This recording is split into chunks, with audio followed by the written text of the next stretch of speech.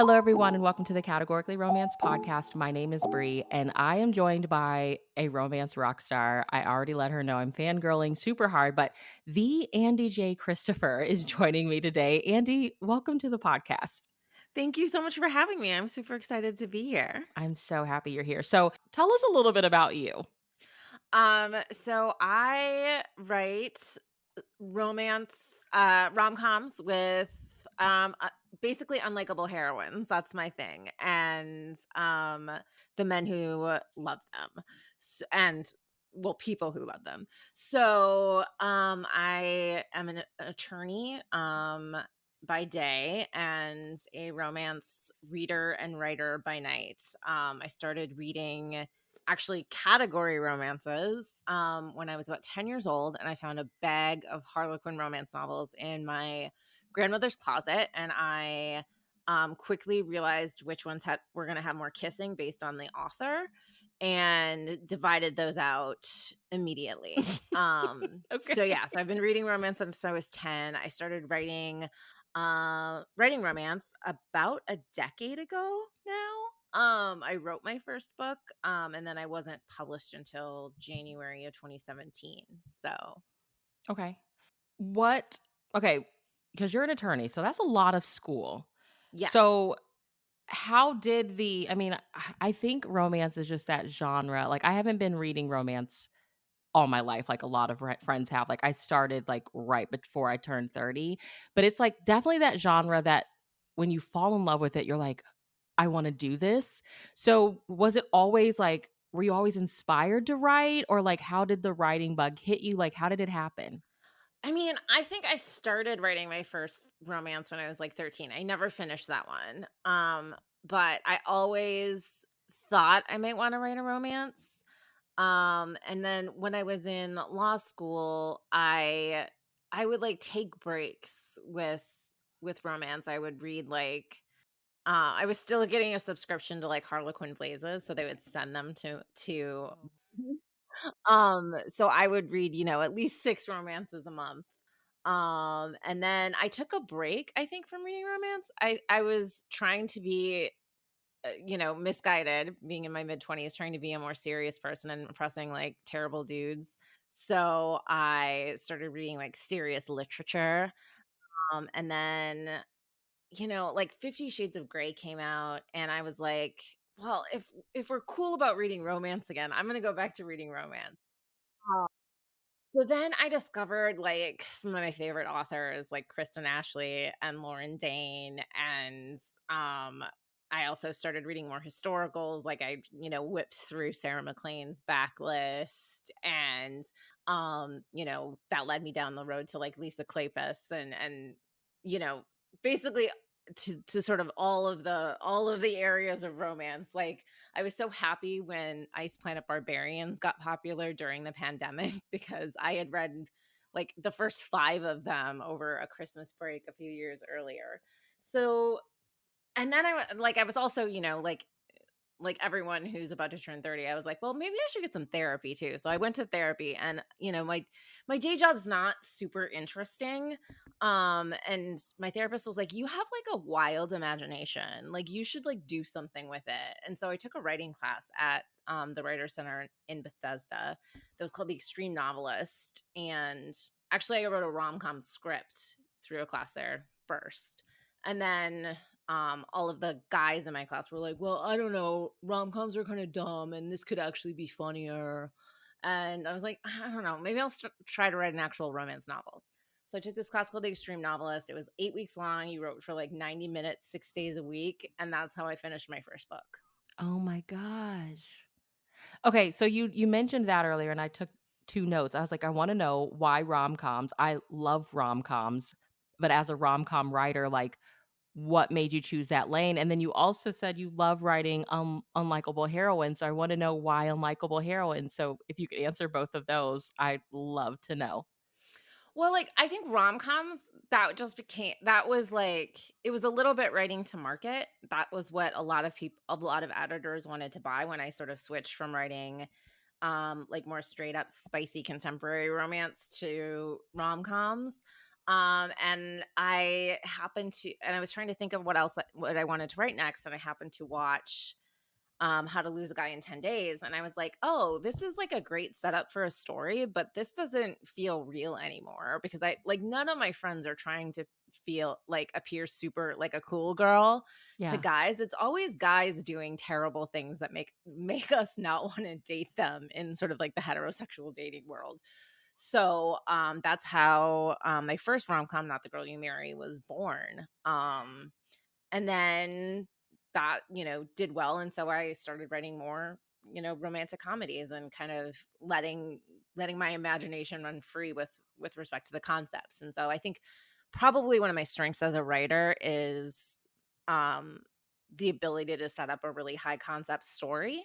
Mhm. And so I think rom-coms, which are what basically every single title contemporary romance is being marketed as anyway these days, really lend themselves to like a high concept. So what was the journey like for you getting Not the Girl You Married published? Like, was it easy? That one was really easy. It was wild. It was only on submission for a few weeks. That So is it would just amazing because yeah, that book was everywhere, which well deserved, but to hear thank that you. it was easy, I'm like, "What?" Yeah, I mean, once the idea clicked, and then I had just signed with my previous agent, and you know, I told her what I thought I wanted to do, and she was like, "Yes, yes, let's do this." And yeah, it was within a few weeks that we ended up selling that one. So Yeah. And I love it because like you said, like you watch those like 90s, 2000s rom-coms and if you're a fan, you're going to love them, but they are kind of like these moments in time. Like every time I watch like an old Nora Ephron or like Sleepless in Seattle, for example, I'm like, how would this work today? Because this would not work today. Like if this movie came out today, how would it work? And that I love like with your writing, you breathe new life into these stories that are so familiar. Like they're classics and they're great stories, but it's like I get to see this in a different way that works. right, I think that's also now to get back to your second question, where like the unlikable heroine comes in. And like I don't think my heroines are unlikable, but I think sort of in the canon of romance, like it's fairly recent that you're able to write like a grumpier heroine Yeah. and have readers respond well to that. And not all readers do, but like I feel really strongly as a biracial Black woman that I want to stand for women like me getting to be messy and horrible, just as much as like, a white romance heroine can be.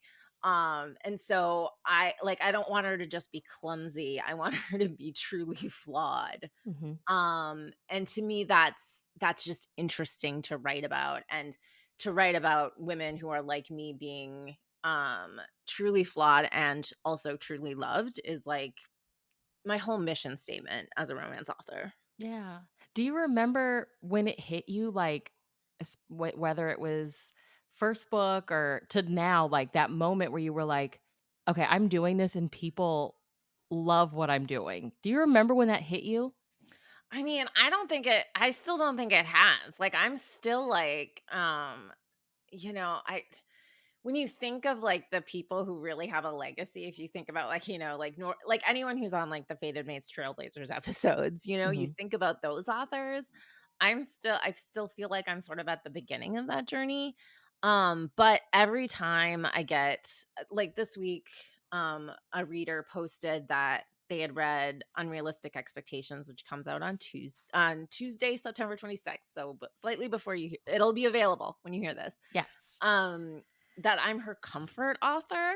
Oh, That like yeah. always just hits me in the feels and I start crying a little bit. So I mean, every time I like if I go to like an author event and people are like, "Oh my god, I can't believe I'm meeting you." I'm like, "I'm just me, I promise." Like I'm just so normal. like I'm fangirling over here about someone else, I promise.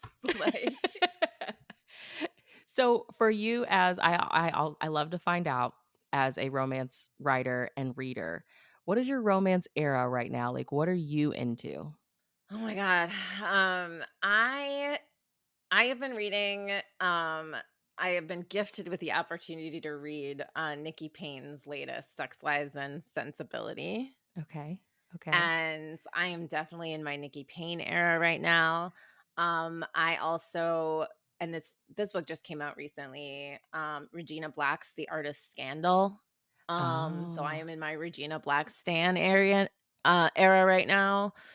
I am perpetually in my Sarah McLean stan era.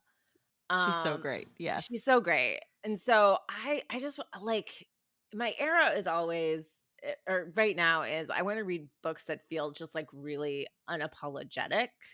And I want to read books that are um that like make me want to be better. And, like, I also go through eras where I just reread, like, the entire oeuvre of, like, one of my favorite authors.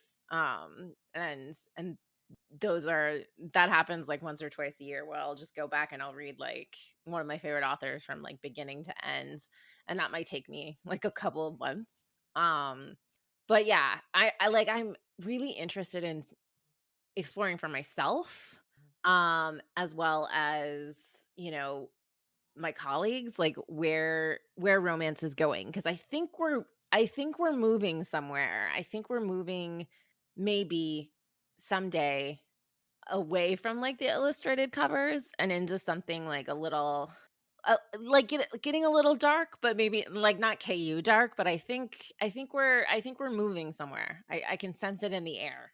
So Yeah, I've been thinking about that a lot. I was like, I feel like the genre is I mean, I feel like it's always shifting, but I was like, I don't know where it's going right now. But it feels like there's a shift happening. Um, I don't know. I think I love the illustrated covers, but don't get me wrong, like I love a male model on the cover too. So I'm kind of right. like split in the middle. Right, and I don't think like, I don't have it like, I would never complain about the illustrated covers because I think they allow people to, like, enter the world of romance a little bit easier sometimes. Yeah. Um, but, like, I worry sometimes that they make it easier for, like, people outside of the genre to sort of infantilize romance readers, which I don't love. But I think we're so good at, like, fighting back against that at this Yeah. point that it's not really of consequence to me. Like, I'm not worried about, um, you know, a guy asking me at a DC cocktail party when I'm gonna write a real book. Like, like, I'll walk away. Yeah. We are But I think now we're just, like, unapologetically, like, "Fuck off," and we will just keep exactly. on moving. I don't think anybody cares anymore. We're not bothered by it. It's right. It's like I've probably pleased your girlfriend more than you have. So, I Yes. mean, honestly, I don't, like, and I don't even know her. So, I think, yeah, I just think we're going someplace a little different. Like, when I think about, like, the artist scandal, like, it's banana pants, like, the setup of it. It's so soapy and fun. But it's also, like, really deep and emotional and explores issues of class and race and age and ageism and I feel like no other um genre does that but romance. No right. other genre can No get away other with it. genre can do all of that in one book. Yes. Like, a literary fiction's it's gonna focus on one of those things maybe. Um, Not that I don't love literary fiction, but, like, I just think, we can do so much. I think, my latest book, it's a fake dating story, but I'm like, I think I might be done reading fake dating for a little while. I think I want to do, something else. But yeah, so I'm sort of in an exploratory era. Like, right now, as you're listening to this, as we are recording this, I'm reading a book that I'm going to talk about at a drunk romance history event, which will have taken place on September 29th. And it is one of the protagonists is a caveman who doesn't have the capacity for language. Okay. Okay. And I don't know what to think about this book yet.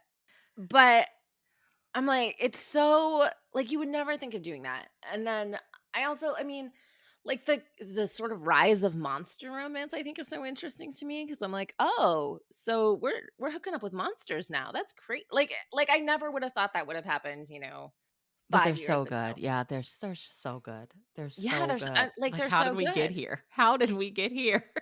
I mean, like, romance is so creative. It's so generative, and that's really like, I have my beefs with romance in some ways, but, like, that's not one of them. It's so generative and creative and imaginative that I just don't think you can actually predict it all that well. Yeah. Um, but yeah, I think we're going someplace else. I don't know. I mean, we could be, like, in rom-com era forever, but I think we're moving somewhere. With you mentioned fake dating, which Mhm. I I love, but as a writer, you mentioned you wanna do something else. Why do you think it is a trope that I mean, in any of the fake, whether it's, marriage of convenience, fake marriage, the fake tropes, I tend to really love, but I know I hear a lot of readers that do, they're like, it's all over the place. As a writer of it and as a reader of romance, why do you think it is like such a like everlasting trope? Like it's never gonna go anywhere. And for somebody that like creatively has done it, how do you know, like, okay, I need to switch gears a little bit? Well, I think I mean, I love it too because I if I didn't love it, I wouldn't have done it, 3 times in my last 5 books. Um, but and in different ways. But I think in a contemporary setting, and especially now as I feel like, I don't know, TikTok and allowing people to, like, confess into their phones with their into people's faces, like, there's less stigmatization of being single during important events in your life. So there's only so many reasons why you would need to fake date. So I think as a creative, I've gone through a bunch of them, and so now I'm like, um, and there's so many reasons why there's only so many reasons why two people can't be together in a contemporary romance too. Right now, like despite certain trends in our country, we do live in a freer society than we ever have before. Um, so I think it's sort of whimsical. I think that's why Yeah. people like it so much. It's sort of like, what if I could tell my ex to suck it, like, by having this, like, hot billionaire fly me to my brother's bachelorette party? Like, not the kind of guy. Yeah. Like, why if my job depends on me being, like, into dating, into love, and into dating and marriage, like, not the girl you marry, like, I'll just fake date this guy, and prove it. It's like one of those things where you're like and also, like, I think people love to watch other people being wrong about what they want and what they need on the page in a romance. Like, that's I mean, for me, like, when a hero is like, "I'm allergic to feelings, I'll never feel anything," and then he has a feeling. So, this is why I love A Harlequin Presents, because like, they've never met a feeling in their life. Um, that I mean, that's everybody's favorite thing. So, people who fooling themselves is fun to read, and it's fun to write too because you're like, "Oh, these 2 dummies." So you started with Presents and you said you had a subscription to Blaze. Yes. What did you love about Blaze? I mean, I loved that they were spicy, and I also loved that they were, like, sort of like regular people that I felt like I knew. Yeah. I think those authors were like, writing a category romance. I think Nora Roberts said it's like, it's choreographing Swan Lake in a phone booth. Yes. They get those, like, emotions, they get those, like, conflicts, like, out on the page so early, and one thing I love in a romance is when the hero and where the 2 main characters or 3 main characters or however many main characters you have are not apart that much, where they're, like, on the page together through most of the book, so it's all relationship, and so that's kind of what I loved about those, and I loved that I could sit down and read one in 2 hours. Yeah. Um, and then and I like that spice level was right for me at that time until I found, like, KU. Yeah. Yeah. Um, okay, we have to talk Unrealistic Expectations. Yes. What for anyone that hasn't read it yet, what is your pitch for it? How would you describe it to them? So, it's imagine if a relationship therapist who wrote a dating advice book for specifically geared towards straight men, was dumped by her long-term boyfriend on the day that book came out, and then ran into an old college friend who had sort of undergone, and this is like a 2-year-old reference at this point, but the West Elm Caleb treatment, sort of outed as being like a bad boyfriend and was on the other side of that and figuring out his stuff. So like a reform, and I love a reformed rake. Pretty much that's my favorite hero archetype. Um, and so I wanted to play with the dynamic between someone who doesn't really have like a who has sort of a negative view of like passionate romantic love, Mhm. even though she counsels people who are in passionate romantic love all the time. And a reformed rake who, she's attracted to, but she's like, I think this guy's like probably a bad choice for me, even though he's like the best choice for her in the end. Yeah. Um, and I think, TikTok, because I was spending a lot of time on that app during the pandemic. There's so much dating advice on there and it's so bad. And it's always like you should ignore the person you have chemistry with and date someone who's good on paper. And I'm like, that that would never work as a romance novel. And so I wanted to take someone who really believed that and throw them into a romance novel. I adore Jessica, and you put her through the ringer. I feel like especially in the very beginning of the book, like you just did not hold back. And the breakup came as a shock to her. And it felt like such a gut punch, like the way that you wrote her response to it, like just walking in, like totally like, what's going on? Who are all these people? Like, why are they moving furniture? What's going on? It just felt like it's so real. So like I hate to say, like, did you do any kind of was there any kind of research that went into this? But, like, the whole, like, breakup and the dating, because then she's doing an interview, and this lady's, like, almost in a way calling her out, and I'm like, "Andie, what were you watching or reading to put all of this together?" Because it just felt so real, and it felt real to, like, right now, like, what I imagine being broken up with and trying to date right now would feel like. Well, I've been broken up with a lot. So, I mean, I just like kind of drew on all that experience and I was like, what? That was the breakup itself was like really just like a what if in my head of Okay. what's the worst way you could get broken up with, especially if you're like literally a therapist and pride yourself on your ability to like work on your relationships. And so giving her just really just no option. Um, and no chance to work on it, I think was like the worst way that she could be broken up with. And so that's how I set that up. And then the podcaster is based on a real person who's like I heard her on someone else's podcast because I'm one of those people who's always listening to podcasts.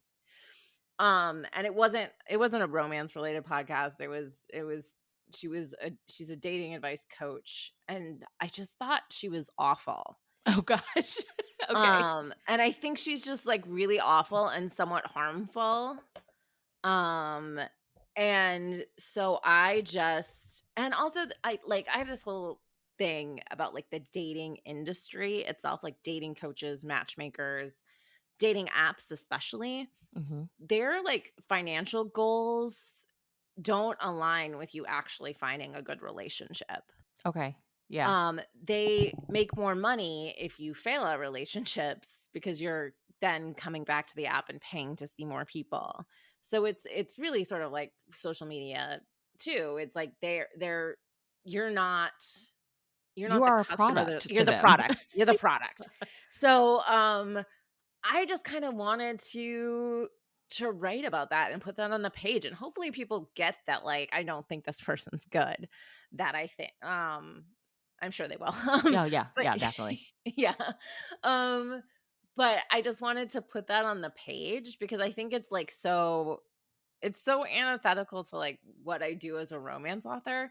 And people are always like, well, you're a romance author. Like, why are you single? Why aren't you out dating a lot? And I'm like, because dating is terrible. Like, um, if you like, I don't expect to, like, experience a romance novel, and I think that's, that's the origin of the title. Like, no one's expecting to actually experience the romance novel, and so but we all should be having, like, unrealistic expectations at this point.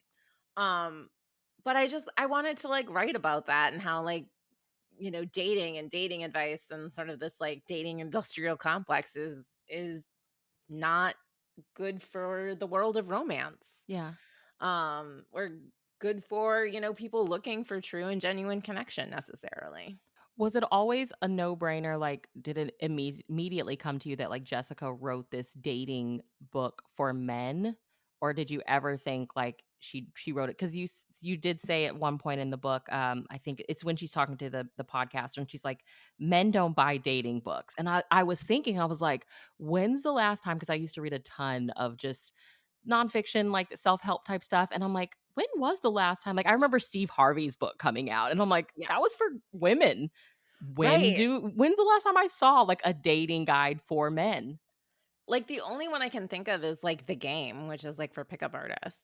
Yeah. So it's like there aren't any good dating advice books for men. And as I was editing the book, all of this news came out about how, like, single men are so lonely. Because women are choosing, like, themselves, instead of relationships. They're choosing, to be in relationships with other women or to be single, Yeah. instead of being with men who, like, are unwilling or unable to, like, meet their emotional needs. And so I think, I hope that they're, like, genuine, and I think Jessica's genuinely qualified to write a dating advice book for men because, like, you know, it's really, like, it's a guide in my head what the book is because I don't put much of the book in the book. Um, it's a guide to, like, being more emotionally available or emotionally opening up or being more vulnerable. And I mean, also part of it's a joke that if anyone ever paid me to write a dating advice book, that was what the title would be. So that's kind of why I put that in there. And I mean, like, I don't know if you remember, like, the early aughts were rife with, like, terrible dating advice books. There was one that was like, "You're single because you're a bitch." And it I was just remember, like, yeah. yeah, it was so mean. And I was like, you could have entitled a dating advice book, "You'll be alone forever because you're a fat, ugly cow." And Like, it would have been and it on would have that been first table at Barnes& and Noble or yes. Mix-A-Million.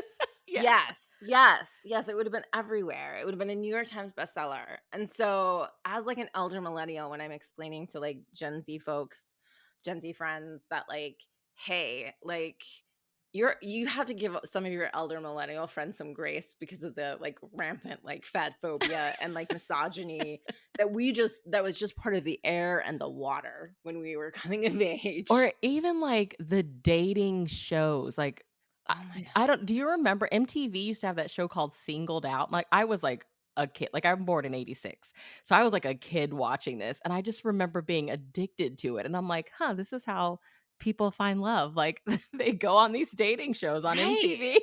Right, I mean, even now, like, The Bachelor, are you kidding Yeah. me? Like, um, and then I had someone because apparently they shot a season of Love Is Blind in DC. I had, like, 2 people say, "Oh, you should go on this." I'm like, I No, would yeah. never, not even for publicity, like, The horrible things that um I hear about the behind the scenes of The Bachelor, I'm like, "No, thanks. No, thanks." no. I would get kicked off the first week because, like, I would say, this guy's a douche. I don't wanna be here." Um I mean, I am kind of interested in watching, like, The Golden Bachelor, though, because I feel like that's gonna be the horniest season of The Bachelor ever. Oh, yeah. Um, like, I just feel like when people reach a certain age, they're not down for the BS, and it's just gonna be a party. Well, what happened? Like, how did Galvin and his situation come to you? Because I loved that it was an influencer, and it just kind of showed, like, yeah, you it's so as somebody that, like, has spent a lot of time on social media, it's like you showed kind of the downfall of being with someone who has millions of followers. Right. So I was thinking, I was like, what if like Kim Kardashian dated like kind of a regular guy, but like an architect who'd been like on, something like Selling Sunset or something. So he's sort of like a mini influencer, like because he has to be for his career because he's a residential architect. And so he sort of has to be online a little bit, but she's like really, really online. And yeah, I mean, I think it's just terrible to like, I think it would be terrible to date someone with millions and millions of followers. I think, for me personally, like if I did actually date Lewis Hamilton, which is a dream of mine, um, you would get picked apart constantly. Yeah. Um, but also just like if you break up, then and they can kind of like, you know, rally their trolls around you, like against you. It's just a nightmare. And You're I also done. felt like, that there was that West Elm Caleb story and like this guy doesn't sound great. He would like, you know, send the same playlist to every girl he was dating. He would make all sorts of promises and then he would disappear, which is not, I mean, that's just run of the mill bad guy stuff, right? Right. Um, But then he got his, like, life destroyed on, because of TikTok. Yeah. Or, like, the guy on the couch whose girlfriend showed up, and he was sitting next to another girl, and, you don't know the story, and then, he's getting doxxed. So, I just think, I kinda wanted to explore that dynamic and how, like, that thing happening to him could, like, actually prompt him to grow. Yeah. Yeah. And then, I mean, that's when all the, like, fake dating magic happens. Is it her Exactly. publicist? Like, he is, like, intimidate her publicist is very intimidating, and everything comes together, and I was like, "Oh," I love when they both have a reason they need for it to happen. Like, they'll benefit from the whole fake date. Right. I mean, that's a huge challenge in the setup of a fake dating romance is like they have to have a good enough reason to fake date. Because if they don't have a good enough reason to fake date, like why would they do it for very long enough to fall in love with each other? Mhm. And I also think it's important for me at least to like show that they're a little, at least a little bit attracted to each other before like the fake dating happens to make it a little bit more attractive. But I do love the character of her publicist. I like for me in like a romantic comedy, my favorite character is always like the like pushy, overbearing best friend.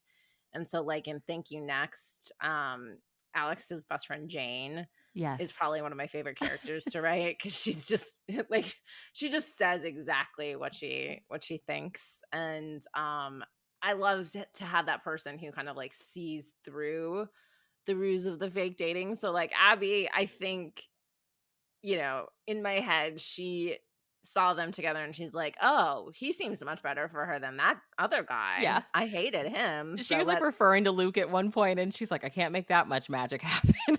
It's like, she's great. exactly. That's the kind of character that really makes like like a romantic comedy, especially a fake dating one, sort of like that's the magic. Like side characters are probably some of my favorite characters to write. I love her friends. I love Jessica's friends. Is it Barbie and Kel is it Barbie and Barbie and Kelly? Kelly, those are Barbie and I Kelly. I stole college friends' names, and so I'm preparing myself for like, is this really how you see me? And I'm like, no, I just stole your name. Why was it like, is it important for you? Like, was it important for Jessica to have them to you? Yeah, I mean, I don't like to write like Galvin, you don't really see his friends. And like one thing I am like, one area of growth for me as a romance author is I'm not like, I'm gonna give my guys more friends, I think, going forward. But because it's I mean, because everybody needs friends. But I really always, even though I write, quote unquote unlikable heroines, I'm never gonna write like a quote unquote cool girl who like doesn't get along with other women. I think that's just it's like unrelatable to me. Yeah. And so like I rely on my friends a lot for a lot. And so yeah, I her think like so too. Do you feel yeah. like the era of the cool girl is over?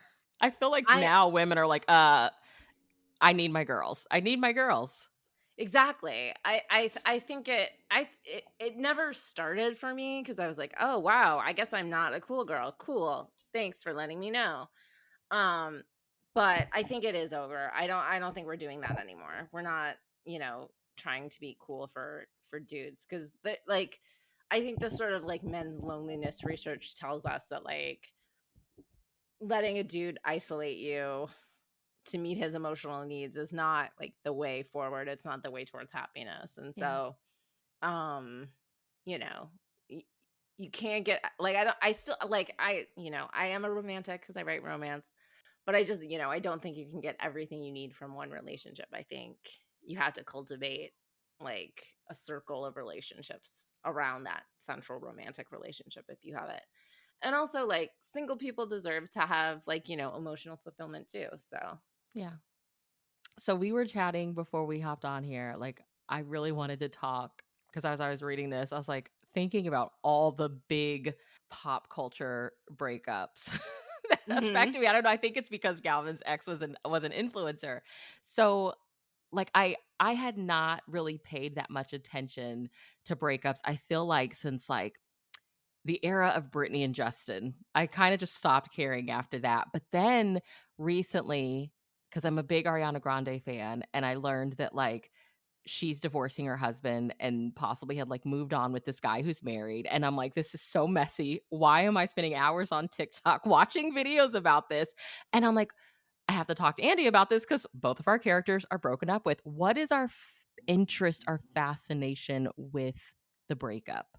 Well, when I was in, the aforementioned law school, I did spend a lot of free time or time in seriously boring classes on like go fug yourself and like gossip blogs and like like even like Perez Hilton or Oh like god, the yes. Defamer. Like, I had to read my stories every day. And so I think I've always had an interest in like pop culture breakups, and more recently I'm a Who Weekly listener, and so it's like it's all the celebrity gossip you need to know about the celebrities you don't. So it's like basically people when you mention who they are, they're like who. And I think like SpongeBob and like Ariana Grande is a them, but like SpongeBob is definitely a who, the guy that she Yes. allegedly moved on with. And so, like, I'm interested in that. I think it's probably a character flaw, but I love mess. Like I follow Formula 1 and I follow like the wags and the breakups just as closely. Like Yes. like one of my Formula 1 friends is she's also a gossip aficionado. So like she'll be in my DMs or I'll be in her DMs. Like if we see like something suspicious, like in the social media presence of like one of the drivers, and like she'll be like, I saw this woman has a lot of self-help books recently. I think they're breaking up. Or like Yes. right. Or like this guy always dates women who are exactly the same. I wonder what his deal is. Like they could all be sisters. Like it's wild. So like that's fun for me. And like I mean right now, like the whole PR game, and it's divorce is terrible, especially when there are children involved. But like the Joe Jonas and Sophie Turner like PR mess around their breakup is so interesting to me. And like the fact that she just like went out to dinner with Taylor Swift was honestly chef's kiss. Like you win, like she was already winning because like he was like desperately trying to paint her as a bad mother when she's like, I was working and you're their father and this is what we agreed to do. Yeah. Yeah. Um but yeah, so I just find that fascinating. I've always been a gossip aficionado. Oh my gosh, I know. I just like I felt so reconnected with my younger self. I was like, I am spending hours into this. And I think the most interesting part of like the Ariana situation was I was like, people don't even know she's married. Like, Right, because how she did just you guys married this not know? guy. Yeah. She just married this guy. And like I also think like if you and she's really young. So I feel like when you get married that young, it that's a hard sell for me. Like, I feel like maybe they shouldn't issue marriage licenses to people under 30, but, I mean, that's not fair, it's not true, but, like, um, Do you think it's, maybe like, something that, like, we're because I've been like, is it because it's something that if you are a dater, if you've dated, we all experience? Is it just, like, the juicy mess of it all? Like, what are we so interested in this for? I mean, I think because, even influencers, celebrities, even like everyday people sort of curate their lives so much for public consumption now. I think it's inherently titillating to see when that sort of facade that people build up falls apart. I mean, I think we've always really been interested in public versus private personas. I think like I was recently listening to Fated Mates again when they had Jackie Collins' I daughters on. I listened to that episode, like, twice back to back. It's Yes, so twice in the good. same day, twice in the Yes. same day. It's amazing. And so and I've been obsessed with that documentary since it came out. Like, I've been evangelizing about it. Oh, same. When they talk about her dad, like, her husband and how he would, like, stand at the bottom of the stairs and just, like, watch her walk down. Oh, I swoon every time. So Swoon, good. swoon. And also how he, like, encouraged her to actually write a book. I feel like that's how you know who to marry, Yeah. is the guy who's like, "Yeah, yeah, I think you should actually finish a book." Who is willing to give up, like, time and attention in order to see you succeed and follow your dreams.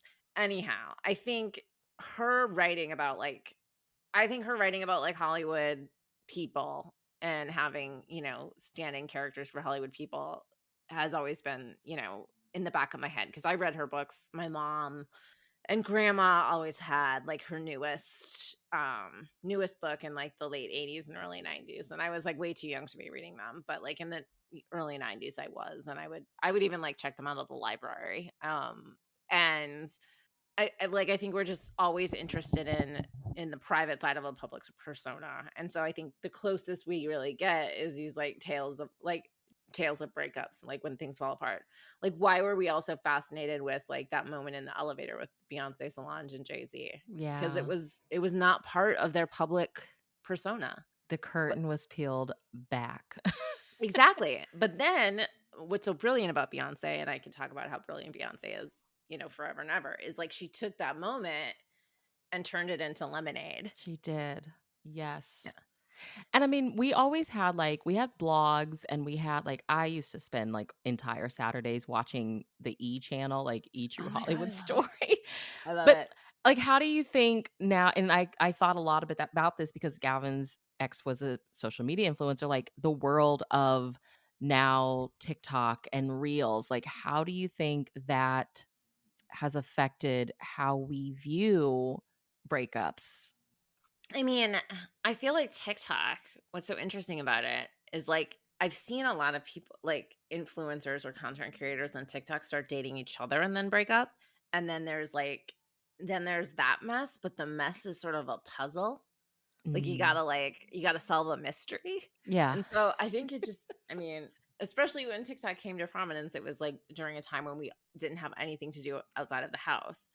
So like, getting to solve a mystery from the comfort of your darkened bedroom at 3 a.m. is very appealing, and so I think it sort of democratizes it. It turns us all a little bit into gossip columnists. Because you used to just have, like, like Cindy Adams and Liz Smith that would show like, my grandma would watch talk shows during the day, and so they would go on, like, the Joan Rivers show and gossip about people, and so, like, I remember it's like Burt Reynolds had, like, a really messy divorce in the '80s that I recall for some reason, and I was literally a small child. Um, I feel like the roots of our, like, love of mess, like, I'm like, I used to watch Jerry Springer as soon as I got home to my grand's after school, yes. and then it moved to, like, Maury, and it's like, he's doing all these paternity tests, and I was hooked because nobody was ever the father, and I'm like, that's where it started. That's where it started, and now we all watch, like, Housewives, and that's like I feel like Housewives have fully replaced soap operas in a way. Yeah. Like, you don't have to watch soap operas because and those are a lot of, like, the same stories over and over again in different packages. Housewives, same thing. Um, but sometimes a little bit glossier, and they're real people, so it doesn't feel as like, "Oh, this isn't as cheesy because it's a real person," but also it's not real. Yeah. Um, but I think yeah, I think it all goes back to, yeah, Sally Jessy Raphael and, Oh, with the big red glasses, with the bless big her red glasses. heart. Yes, loved that show. But I mean, I also, like, learned like, I think that was the first place I learned what a white supremacist was, like, on Phil Donahue. So, like, they did provide some education and, not a good education, but they did. Um, but, like, I think just as humans, we love mess. Yeah. We see mess and we wanna figure it out, and we wanna, I think there's, like, a craven part in a lot of us that, like, wants to feel like, "Oh, this would never happen to me because 'cause I'm better than this," and it's not true, like, it could happen to anybody. Sort of like our love of true crime, like, you wanna figure it out so you don't suffer the same fate, but the irony is, like, you there's nothing you can do for the most part. Wow, I'm so dark. Okay. I mean, I thought about it, I was like, some of my favorite songs, I think most of my favorite songs, like, when you really sit and read the lyrics, you're like, most of the best are breakup songs or, like, heartbreak songs. So it's Right, like I mean, let's think about Taylor Swift. yes. Like, you know, every time she breaks up with someone, she's like, I'm sure it's like I would feel like a cha-ching in the back of my head. It's time to write another great album. Exactly. Like, there's a couple Taylor Swift songs that I turn on just to, like, remember a bad breakup and cry if I need to, like, evoke that to Yeah, write something. yeah. So, what do you I'm sure are you working on something now? Like, what do you wanna do next that you haven't done yet? I am working on some things that I cannot talk about Okay. because But, they like, trope-wise, is there something you're like, "I really wanna try this?" I am, like, exploring okay, so I think I can say, like, with the thing that I'm writing now, I'm exploring or things that I'm writing now, I'm exploring capitalism, Okay. class, um, beauty, aging, um, and time. Oh, I love that. Okay. So so those are themes I'm exploring, in a really fun, still humorous, but probably darkly humorous package. Okay. Well, I'm gonna ask you some, like, random round out questions, just whatever comes to Absolutely. mind. Are you Love it. ready? Yes. Okay, if you came with a warning label, what would it say? I think I would put unlikable heroine on. Okay. Yeah. Love that. We need that on a shirt. Mhm. Um, what is your all-time and if it's more than one, that's fine, all-time favorite rom-com, whether it's movie, book, whatever? Oh, crap. I have to have a favorite. I mean, I think it's How to Lose a Guy in 10 Days. Yeah. Oh, Yeah. it's so good. Is there one that you've watched that you're like, "This did not age well," or it just did not hit like it hit the first time you watched it? Oh, I'm sure there are plenty of them. Can I give you one that did age better? Like, I liked it better when I Yeah. watched it recently. Moonstruck. Oh, okay. I Okay. liked it better when I watched it recently than I did when I was much, much younger because I don't think I fully grasped, like, the full world of emotion in that movie. If you could have the experience of rereading a book for the first time, what book would you pick? The Devil in Winter by Lisa Kleypas. Okay. Why that one? Because that's it's I know this is controversial. That's my favorite Lisa Kleypas. Okay. I love a reformed rake. So Sebastian, just to be able to experience him, like if every time I picked up that book, I probably read it once a year. If every time I picked up that book, it was the first time, I would be happy. If you okay, and this may be unlikable heroine again, but you're writing your memoir of your life right now, what would the title be? Um, it would be unlikable heroine. Okay. Like I have a strong brand. You do. Um, I Love mean, if it. it was like if it was a memoir of how I found love, it would be like How I Found My Stern Brunch Daddy. Yes. Um, okay. Mixtape to your life. I know there are probably hundreds of songs, but give me 3 that would be on there for sure. Um, the one by Taylor Swift. Mhm. Um, I'm gonna go to the Spotify Okay. and go to and then it would probably have to be one of my grandmother's songs. So I based the character of Lexi Turner in Thank You Next on my grandmother, and her name is Loreza Alexandria, and it would probably be Send in the Clowns, her rendition of that song. Okay. And then there's gotta be a Beyonce on I was there. about to say, There's gotta be a Beyonce on there, but that's like really, really that's hard. I'm gonna I mean, because she just has so many. she has so many. I'm gonna go with Sorry by Beyonce. Okay. Okay. And I mean, we're recording this on a Saturday, so it's Saturday night and you're like, "I want takeout for dinner." Where would you order and what would you order? Okay, so I live in DC and I have this beautiful, beautiful um Malaysian restaurant that's like 2 blocks away from me, and they have these like spicy noodles. Oh, that sounds so good. Yeah, and there's like ground pork and like little fish heads in there, and they're so good. Um, and it's so spicy, and it's like if I have a cold, that's what I want to eat.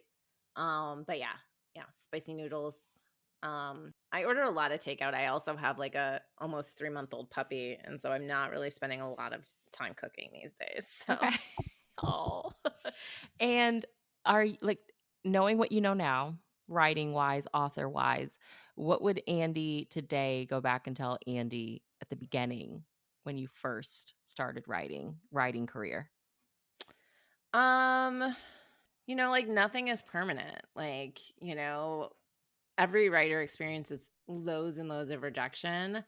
That like you're never a permanent failure and you're never a permanent success in this business. Um that and that there's always like something new to explore and new to write. Well, where can everyone keep up with you online?